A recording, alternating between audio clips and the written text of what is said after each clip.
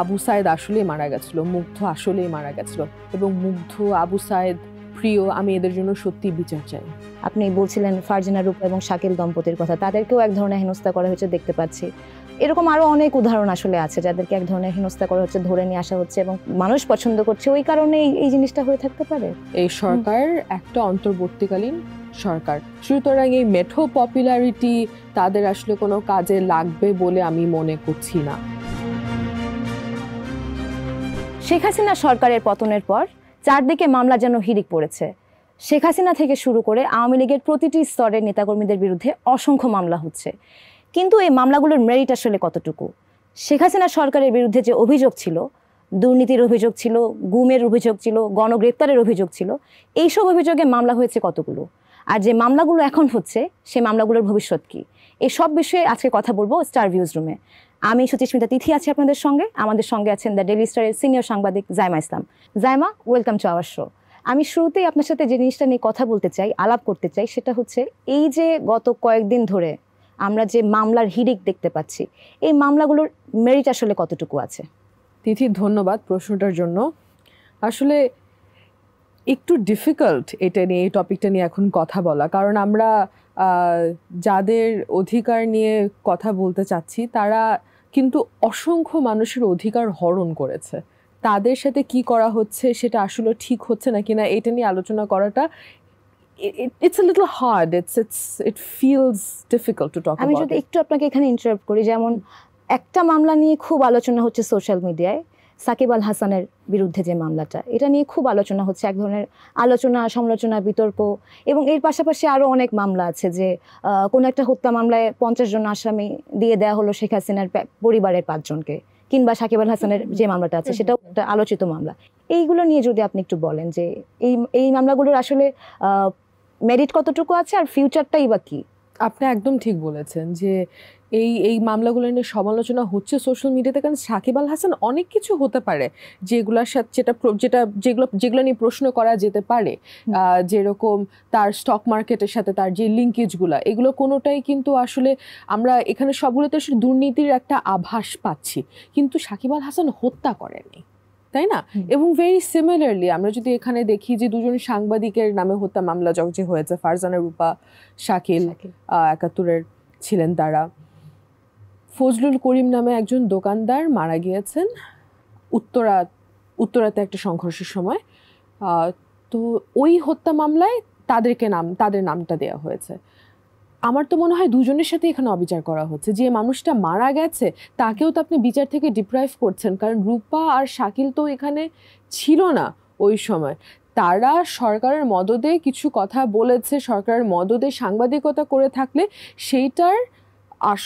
সেইটার বিচার চাওয়ার জায়গাটা তো আলাদা, সেগুলোর ধারাগুলো তো আলাদা। সেটা তো 302 হত্যা মামলা হতে পারে না। জি, নিশ্চয়ই। আপনার যদি মনে হয় যে তাদের সাংবাদিকতাতে উস্কানি ছিল বা ওখানে ওইটার মদদ দেয়া ছিল, তাহলে তা প্রেস কাউন্সিলে নিয়ে যেতে পারেন। প্রেস কাউন্সিল কিন্তু একটা বিচারের জায়গা।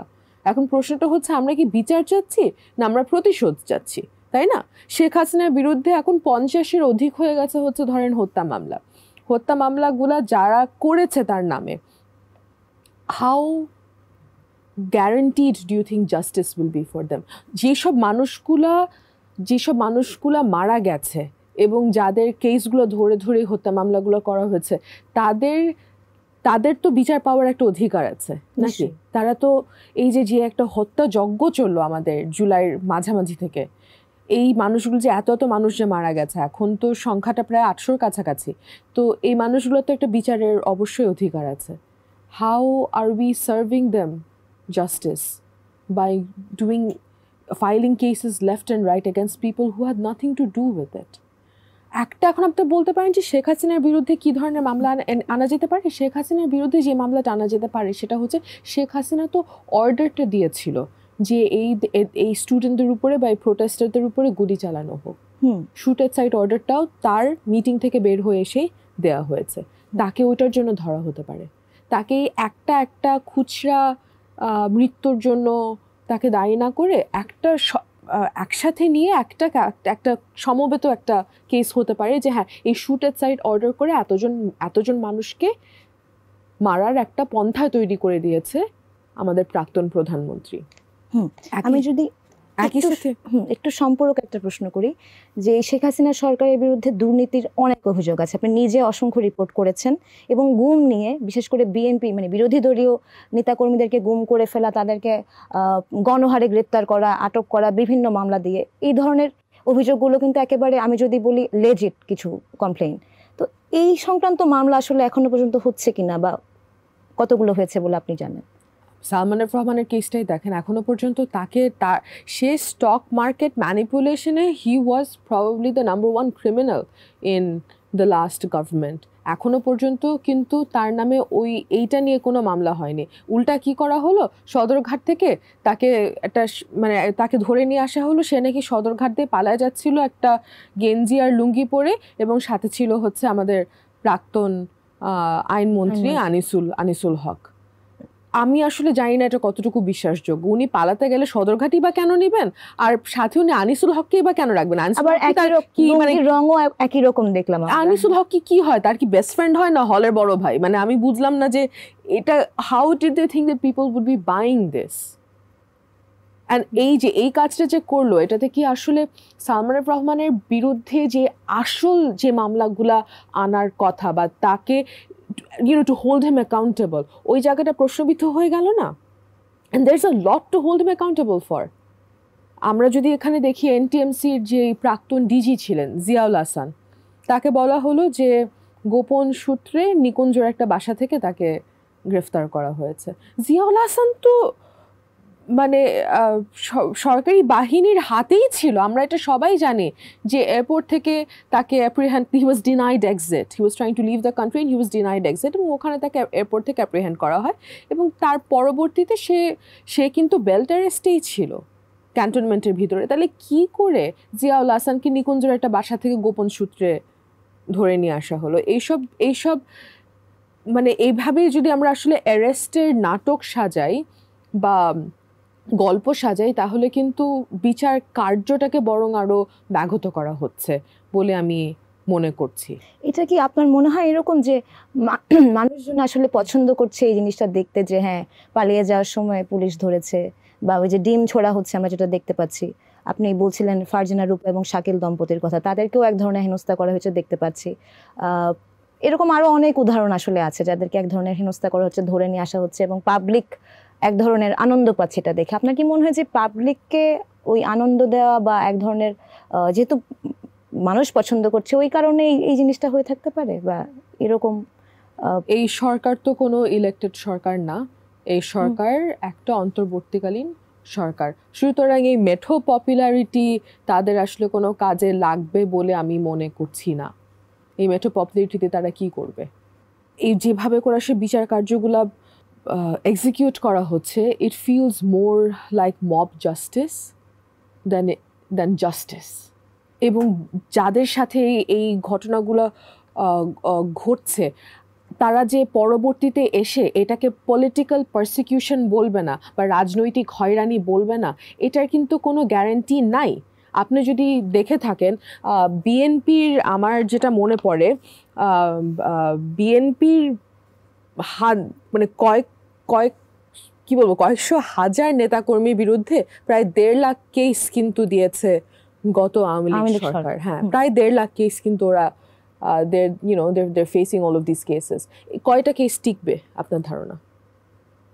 এগুলো সবগুলাই কি এক একজন নেতাদের সাথে যদি আপনি কথা বলবেন যে দেখবেন যে তাদের এগেইনস্টে 300টা 400টা করে মামলা, অবশ্যই এগুলো মিথ্যা মামলা। যেসব ধরেন অপরাধের সাথে তাদের কোনো সম্পৃক্ততা নেই, সেসব অপরাধে তাদেরকে ঢুকানো হয়েছিল, এবং এখন কিন্তু এসে এই কেসগুলা নিয়ে তারা আবার রিভিউতে যাবে, এই কেসগুলা নিয়ে তারা তখন আবার they will be challenging these cases in court. অথচ গত সরকারের আমলে কিন্তু এই কেসগুলো দিয়েই তাদেরকে হয়রানি করা হয়েছে, তাদেরকে দিনের পর দিন জেলে ঢুকিয়ে রাখা হয়েছে, জামিন ডিনাই করা হয়েছে।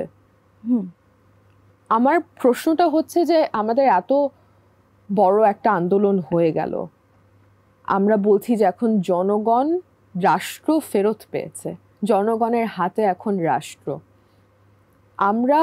জনগণ তো নিশ্চয়ই চাইবে যে জুডিশিয়ারি হবে হচ্ছে ফেয়ার অ্যান্ড ইম্পার্শাল, এত বড় একটা আন্দোলনের পরেও আমি দেখছি যে আমাদের জুডিশিয়ারিটা, স্পেশালি যে লোয়ার কোর্ট যে জুডিশিয়ারিটা, সেটা আগেও যা করতো এখনো তাই করছে। আগেও কেউ মিথ্যা মামলা নিয়ে আসলে তার জামিন নাকচ করে দিত, তাকে রিমান্ডে 10 দিন পাঠিয়ে দিত। এখনো সে একই কাজ করছে। কিসের ভয়? এখন আগে যেটা ছিল যে আগের সরকারে কিন্তু আসলেই জুডিশিয়ারির উপর একটা ভয়াবহ চাপ কিন্তু থাকতো। তাদেরকে ফোনে থ্রেটেন করা হতো, এমনকি সিগনিফিকেন্ট বা সেন্সিটিভ মামলা যখন থাকতো তখন কিন্তু অনেক সময় গোয়েন্দা বাহিনী থেকেও লোকজন গিয়ে ওখানে বসে থাকতো, যাতে যে জজরা এই এই যে বিচার কার্যের সময় জজরা যাতে তাদের কথা মতন চলেন। এখন তো এরকম কিছু হচ্ছে বলে আমার ধারণা নেই। মানে এই সরকারের তো এটা করার আসলে কোনো ইনসেন্টিভই নাই, কেন করবে? আমরা যেটা দেখতে পাচ্ছি যে স্ট্রাকচারটাই আসলে ওইভাবে ছিল এবং সেটার কোনো রিফরমেশন আসলে হচ্ছে না, সেটা কোনো রিফর্ম হয় না, একই ভাবেই আসলে চলছে। আপনি বলছিলেন এই যে মব জাস্টিসের কথা বা যেই এত মামলার হিড়িক, সেই মামলাগুলোর ক্রেডিবিলিটি নিয়ে আমরা কথা বলছিলাম। আমাদের এই ইন্টারিম গভর্নমেন্টের কিছু করার আছে এই মামলাগুলোর বিষয়ে? অবশ্যই। এবং এখানে interim government has to intervene. এখানে যেই দেখুন, আর কিছু না হোক, ইন্টারিম গভর্নমেন্টের একটা কিন্তু দায়িত্ব আছে যে এত বড় যে ম্যাসাকারটা হয়ে গেল, হত্যাযজ্ঞটা যে হলো জুলাই থেকে অগাস্টের মধ্যে, এই প্রত্যেকটা ব্যক্তির বিচার, প্রত্যেকটা ব্যক্তির ফ্যামিলিকে বিচার নিশ্চিত করে দেয়। হ্যাঁ, তো সেটা যদি আপনারা না করতে পারেন তাহলে you have actually failed at one of the first mandates that you've had, আপনাদেরকে যখন আনা হয়েছে সরকারে এখানে। সুতরাং এটা অবশ্যই তাদেরকে করতে হবে। আমি এখানে আরও বলি, যদি যেভাবে করে শেখ হাসিনার বিরুদ্ধে এখন ভুরি মামলা আসছে, আপনার কি ধারণা এটা আমাদের আসলে ডিপ্লোম্যাটিক রিলেশনশিপে একটা প্রভাব ফেলবে? না, অবশ্যই ফেলবে। আমরা কি শেখ হাসিনার বিরুদ্ধে 50টা হত্যা মামলা, যেগুলো প্রত্যেকটার হচ্ছে ক্যাপিটাল পানিশমেন্ট, হাইয়েস্ট পেনাল্টি হচ্ছে ক্যাপিটাল পানিশমেন্ট। শেখ হাসিনাকে এখন এক্সট্রাডাইট করাটা কি আমাদের জন্য সহজ হবে না কঠিন হবে বলে আপনি মনে করেন? কঠিন হবে। কারণ এটা কিন্তু, যেটা এখন কিন্তু ওর ইজিলি ওই জায়গাটাতে একটা কেস ওরা দাঁড়া করতে পারবে যে এটা হচ্ছে জুডিশিয়াল হ্যারাসমেন্ট অথবা পলিটিক্যাল পারসিকিউশন। কারণ এই কেসগুলোর সাথে শেখ হাসিনার আসলে সম্পৃক্ততা হচ্ছে অর্ডার দেয়া পর্যন্ত। উনি নিজে মাঠে দাঁড়ায় কোনো দোকান মালিককে, কোনো শ্রমিককে, কোনো ছাত্রকে নিজে গুলি করেনি। এবং কোর্ট কিন্তু, আদালত কিন্তু ওটাই দেখবে। আদালতের কিন্তু চোখ বাঁধা। আপনি দেখেন না যে হাইকোর্টের সামনে, সুপ্রিম কোর্টের সামনে যেই আমাদের I believe it's Athena or Artemis. Anyway, the Lady Justice, yeah. Lady জাস্টিসের কিন্তু চোখ বাঁধা থাকে। লেডি জাস্টিস কিন্তু দেখে না যে এটা কি তিথি, জাইমা না শেখ হাসিনা। লেডি জাস্টিস কি দেখবে? সে দেখবে যে মানুষটার বিরুদ্ধে যে অভিযোগটা আনা হয়েছে, এই মানুষটার এই অভিযোগের সাথে সম্পৃক্ততা কতটুকু। তো দেখছে একজন ছাত্র রাস্তায় মারা গেছে, ধরেন যাত্রাবাড়িতে একজন ছাত্রকে গুলি করে মারা হয়েছে। শেখ হাসিনা কি ওই সময় ছিল কি ছিল না? শেখ হাসিনা কি ওই ছাত্রটাকে স্পেসিফিক্যালি মারার জন্য কোনো অর্ডার দিয়েছিল কিনা? লেডি জাস্টিস ওইটা দেখবে। অ্যান্ড তার চোখের সামনে আমি এবং শেখ হাসিনা বা আপনি এবং শেখ হাসিনা একই সমান। ক্ষমতা যখন বদল হয় তখন কি ঘটে এইসব মামলাগুলোর ক্ষেত্রে? যখন আওয়ামী লীগ ক্ষমতায় আসলো তখন বিএনপি আমলে যেসব মামলা দেওয়া হয়েছিল আওয়ামী লীগের নেতাকর্মীদের বিরুদ্ধে, সব মামলা একসাথে খারিজ হয়ে গেল। আবার ঠিক একই রকম চিত্র আমরা এই ক্ষেত্রেও দেখতে পাই। যখনই বিএনপি ক্ষমতায় আসে তখনই তার আগের আমলে আওয়ামী লীগ যেসব মামলা দিয়ে রেখেছিল সবগুলো মামলা খারিজ হয়ে যায়। এখন যে মামলাগুলো দেওয়া হচ্ছে সেই মামলাগুলো কি খারিজ হয়ে যাওয়ার কোনো সম্ভাবনা আছে কিনা? আমি মামলার কাগজগুলো দেখে যতটুকু বুঝি যে খারিজ হওয়ার একটা সম্ভাবনা আছে, এবং সেটা আমার জন্য বলাটা আসলে খুব সহজ না, এবং বলতে আমার খুব স্বস্তিও হচ্ছে না। কারণ আবু সায়েদ আসলেই মারা গেছিল, মুগ্ধ আসলেই মারা গেছিল, এবং মুগ্ধ, আবু সায়েদ প্রিয়, আমি এদের জন্য সত্যি বিচার চাই। কিন্তু এমন একটা পরিস্থিতিতে এই মামলাগুলো করা হচ্ছে, বা তাদেরকে যখন যেরকম আদালতে নেওয়ার পরে প্রাক্তন জাস্টিস শামসুদ্দিন মানিক চৌধুরীকে যেরকম করে লিঞ্চ করা হলো, যে তার এখন তার শারীরিক অবস্থা ক্রিটিক্যাল, এইভাবে পরিস্থিতিটা চলতে থাকলে না আসলে এই মামলাগুলাই প্রশ্নবিদ্ধ হবে এবং পরবর্তী দিকে খারিজ হওয়ার একটা সম্ভাবনা থেকেও থাকতে পারে। মানে দেখুন, একটা জিনিস বুঝতে হবে আপনাকে, মামলা কিন্তু কখনো 1 বছরের মধ্যে শেষ হবে না। এমন না যে আজকে আমি মামলা দিয়ে দিলাম এবং ইনশাল্লাহ আপনি 1 বছরের মধ্যে জিনিসটা ইউ র্যাপ ইট আপ, এর মানুষটাকে আপনি তখন কনভিক্ট করে দিবেন বা একটা ভার্ডিক্ট যে আসবে, ওটা কিন্তু হয় না। মামলা গড়ায় বছরের পর বছরের পর বছর, 15 বছর 16 বছর মামলা গড়ায়। সুতরাং মামলাটা এতটাই এয়ারটাইট হতে হবে যে 15-16 বছরে যতগুলো সরকার আসবে সব সরকারের আমলেই যেন এই মামলাটার ভিত্তি থাকে। যদি সেই ভিত্তিটা না থাকে তাহলে পরবর্তী যে ইলেক্টেড সরকার আসবে, যদি সেটা কোনোভাবে, মানে আমরা তো এখন জানি না কি আসবে সামনে, কিন্তু যদি সেটা কোনোভাবে যদি এটা প্রো আওয়ামী লীগ কোনো সরকার হয়ে থাকে, মামলা খারিজ ওদের জন্য মামলা খারিজ করাটা জাস্ট একটা 1-2 এর ব্যাপার। আচ্ছা, সর্বশেষ যে প্রশ্নটা আপনাকে করতে চাই সেটা হচ্ছে, যেটা আমাদের প্রধান উপদেষ্টা ডক্টর ইউনূস তিনি বলেছেন তার স্পিচে, এবং সরকারের বিভিন্ন পক্ষের মানুষজনও বলছেন, এমনকি আমাদের যারা আন্দোলনকারী শিক্ষার্থীরা আছেন, বৈষম্যবিরোধী ছাত্র আন্দোলন, তারাও বিভিন্ন আলোচনায় বলছেন এই কথাটা, যে দেশের সকল নাগরিকই সমান এবং নাগরিককে নাগরিক হিসেবেই তারা দেখতে চান, আর কোনো পরিচয় না। তো এই মামলাগুলো, যেটা কিনা আমরা এক ধরনের দেখতে পাচ্ছি রাজনৈতিক একটা হিসাব নিকাশ থেকেই এই মামলাগুলো করা হচ্ছে, তো গভর্নমেন্টও একই কথা বলছে, আমাদের আন্দোলনকারী শিক্ষার্থীরাও একই কথা বলছে যে কোনো ধরনের প্রতিহিংসার জায়গায় যেন আমরা না যাই, প্রতিশোধের জায়গায় যেন না যাই, যেন আমাদের জাস্টিসে বিশ্বাস করি এবং প্রতিটা মানুষকেই যেন নাগরিক হিসেবে মর্যাদা দেই। সেই জায়গা থেকে এই মামলাগুলো আসলে তাদের ভাবমূর্তি কেমনভাবে লঙ্ঘন করছে, এবং আর আসলে কি করা যেতে পারে সেক্ষেত্রে? অবশ্যই এখানে ভাবমূর্তি লঙ্ঘন হচ্ছে। আবারও আপনার লেডিজ জাস্টিসে যেরকম চোখ বাঁধা, যারা অধিকার নিয়ে কাজ করে, ধরুন আপনি এখানে ইউনাইটেড নেশনস ধরতে পারেন, আমাদের কিন্তু 4 বছর পর পর হিউম্যান রাইটস, জাতিসংঘের হিউম্যান রাইটস কাউন্সিলে একটা হিউম্যান রাইটস রেকর্ড রিভিউ হয়। ওইখানে কিন্তু ওরা দেখবে না যে এটা কোন সরকারের আমলে এই হিউম্যান রাইটস ভায়োলেশনগুলো হয়েছিল।